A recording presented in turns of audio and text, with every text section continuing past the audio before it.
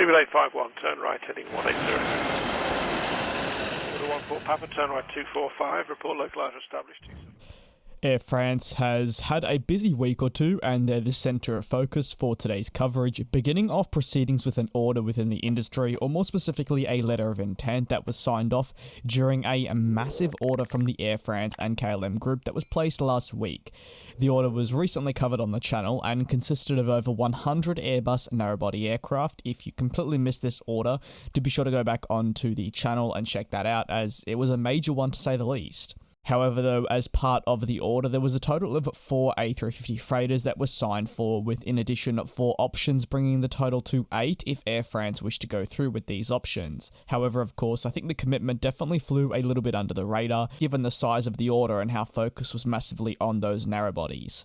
The finalisation of the letter of intent to firm order is expected eventually, and while being included in that order of Transavia and KLM, the freighters will actually fly under the colour and branding of Air France, so for Air France Cargo. For the airline, this would not be the first time they'll have set their sights upon the A350, with the airline currently already flying over 10 of the type, and they're expecting many more to join up still. The A350, though, is the type that is revolutionising their long-haul international fleet, and will do so for decades to come. Therefore, the join-up of the A350 freighter is just the perfect addition.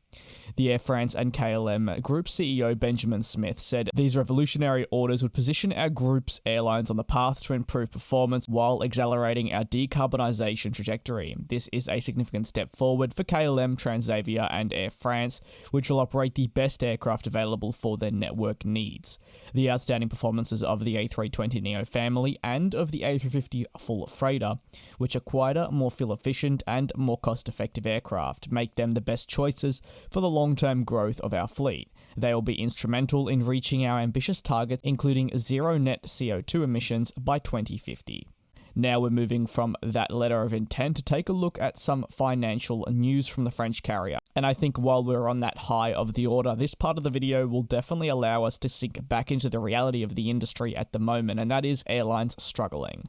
The Air France and KLM group has redeemed US $600 million from a state loan. They said that this €500 million, which does equate to, in currency conversions, US $600 million, was part of a €4 billion bank loan that France guaranteed.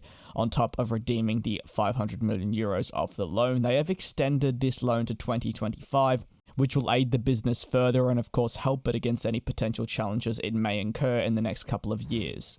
Given the uncertainty of the current pandemic, any cash injection is much welcomed and will allow the carrier to increase its overall capital and equity. This is something they are continuing to try and secure, given the nature of the aviation industry and the potential for further restrictions to be imposed, whether it's next month or in a year down the line. It's most definitely unpredictable.